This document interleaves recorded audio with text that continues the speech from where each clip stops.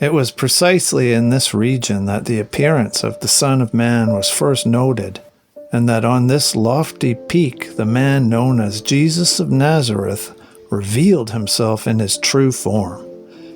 Not only did these events turn the tide of the legacy of the fallen angels or archons of Enochian times, but also served as the cornerstone of the new covenant between the true God in the fullness of the heavens and the unshakable generation bearing within themselves the spark of the divine. In the Book of Enoch, we read that Yaldabaoth's archons defile the highest peak in the Promised Land and wreak untold misery and debaucheries against humans, against animals, and even against plants until the earth itself rejects them. From Enoch chapter 6 and chapter 7. This passage describes events in which angels referred to as the children of heaven lust after human women and decide to take them as wives. Their leader, Semjaza, initially hesitates, fearing the consequences, but the group collectively swears an oath to follow through with their plan. A group of 200 angels descends on Mount Hermon during the time of Jared, where they take human wives and teach them forbidden knowledge, including charms, enchantments, and uses of plants. The women give birth to giants of enormous size, who eventually consume all human resources. Unable to sustain them, the giants turn against humanity, devouring people, animals, and even one another, indulging in bloodshed and cannibalism. Their actions become so extreme that the earth itself cries out against their lawlessness. Not to be outdone, men seek to continue the carnage through the millennium, following their faith and seeking their place in the sun. But why would the Lord exhort his followers to massacre entire peoples? The Sethians and other Gnostikoi answer that it is precisely because this being is not the kind, loving God that it purports itself to be, but rather it is none other than Yaldabaoth himself. In Numbers chapter 21, verses 33 to 35, and Deuteronomy chapters 3, verses 1 to 8, it says that Og, king of Bashan, came out with his army to fight the Israelites at Edrei.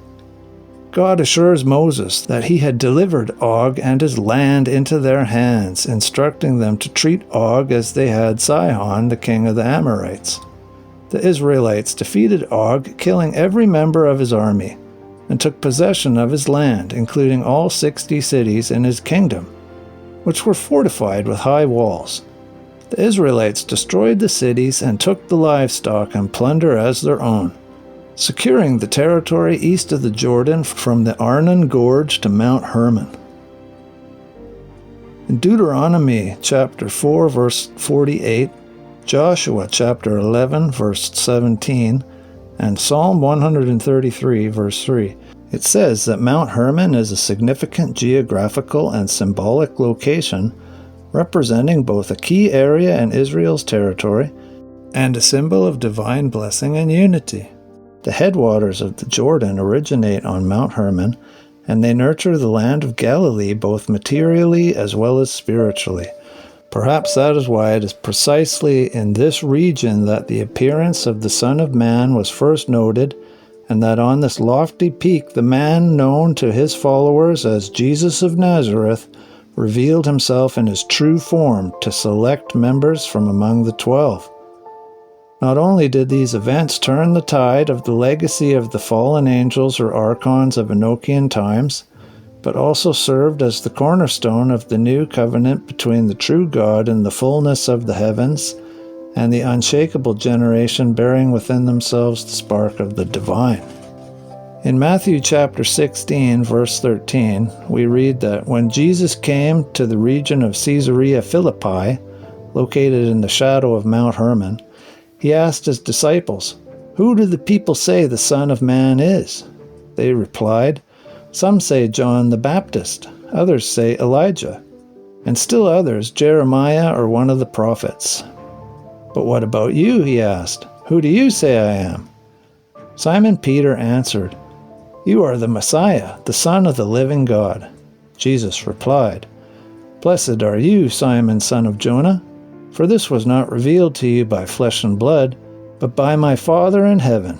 And this I tell you, that you are Peter, and on this rock I will build my church, and the gates of Hades will not overcome it. I will give you the keys of the kingdom of heaven. Whatever you bind on earth will be bound in heaven, and whatever you loose on earth will be loosed in heaven." Then he ordered his disciples not to tell anyone that he was the Messiah. And in Matthew chapter 17, verses 1 to 9, we read that after 6 days Jesus took with him Peter, James, and John, the brother of James, and led them up a high mountain by themselves. There he was transfigured before them. His face shone like the sun, and his clothes became as white as the light. Just then there appeared before them Moses and Elijah, talking with Jesus. Peter said to Jesus, "Lord, it is good for us to be here. If you wish, I will put up 3 shelters, one for you, one for Moses, and one for Elijah." While he was still speaking, a bright cloud covered them, and a voice from the cloud said, "This is my Son, whom I love. With him I am well pleased. Listen to him."